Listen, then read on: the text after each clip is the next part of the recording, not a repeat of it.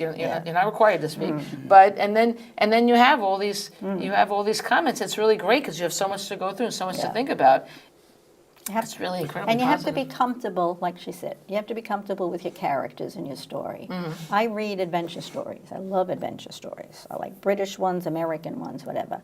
I just like the idea of something happening and the character approaching it head on, taking a risk, being daring. I do it with children around the same age. In this particular series, it's 3 years go by with the same family and all. But since I worked with kids all my life, I just feel really comfortable writing about kids and the way they speak and the way they interact with each other. And I think about my own kids growing up, my son and his friends, and how they'd approach a situation. So I had no trouble writing. And then, and after the first book, The Missing Treasure Means Trouble, which has to do with pirates, I liked the books. I liked the characters, and I didn't want to let go of the characters. I got to know them so well. And so I put them into a second book and into a third book. And in each one of them, they have to solve a problem. And in children's books, it's not the parent or the adult has to solve the problem. It's the child who has to solve the problem.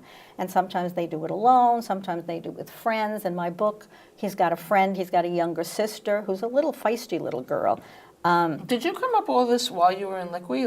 Was the process? No, let me tell you how it started with the pirate book many years ago when I was still writing nonfiction articles in the public library. I wrote a lot of nonfiction articles. I had a column in one of the library magazines.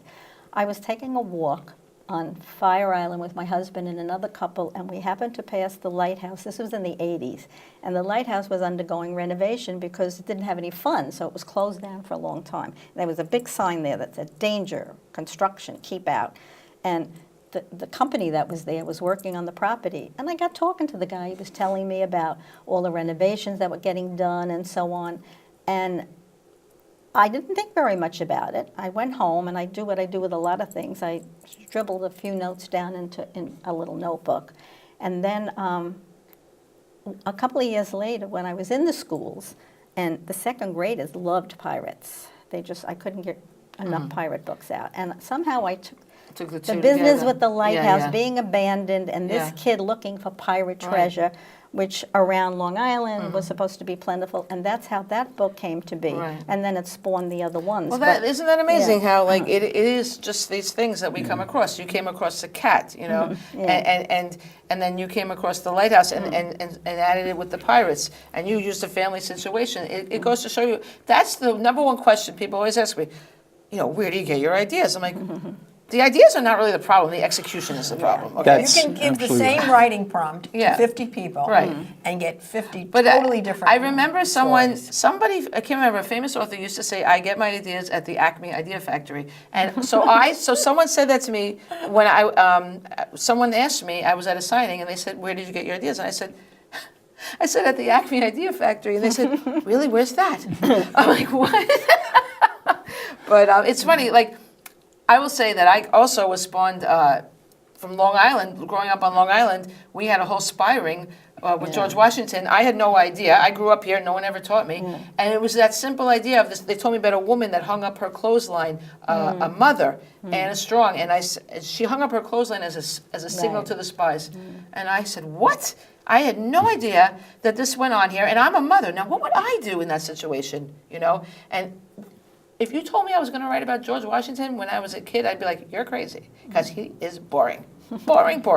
But I knew I was going to be a writer, but I didn't know. But by starting in these stories, just from being on Long Island, being told a simple story, I was prompted. I have 4 revolutionary books and more coming. All this Benjamin Talmadge, you never heard of him. He's from Long Island.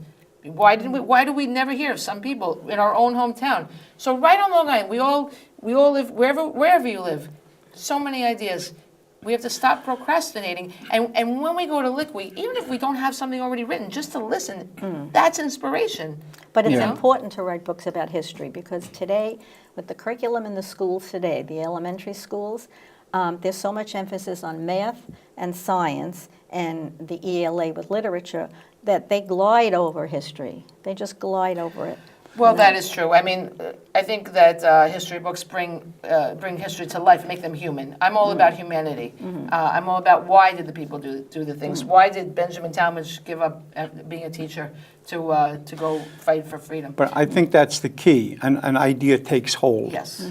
We're about to stop. From the author illustrator nights, I mean, this book, The Wolves, was read by a fourth grader out in Green. Hold that thought, because we're going to go into our second part shortly, and we're going to talk all about author nights and the things. We're ending this segment. Okay. So Well, we only have a few moments left. So maybe you each can give me like one word that to you summarizes Liquid to you, just in one word. Inspiration. Okay. Yeah. The camaraderie, the sharing. My wife has asked me for years, why do I continue to go to the group when I have so many books published? That's true.